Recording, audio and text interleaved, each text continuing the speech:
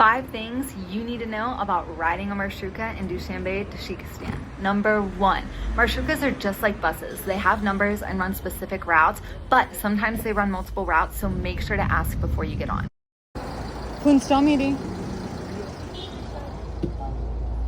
Number 2, every car has a door handler who opens and closes the doors, shouts the route that they're going, and collects the money.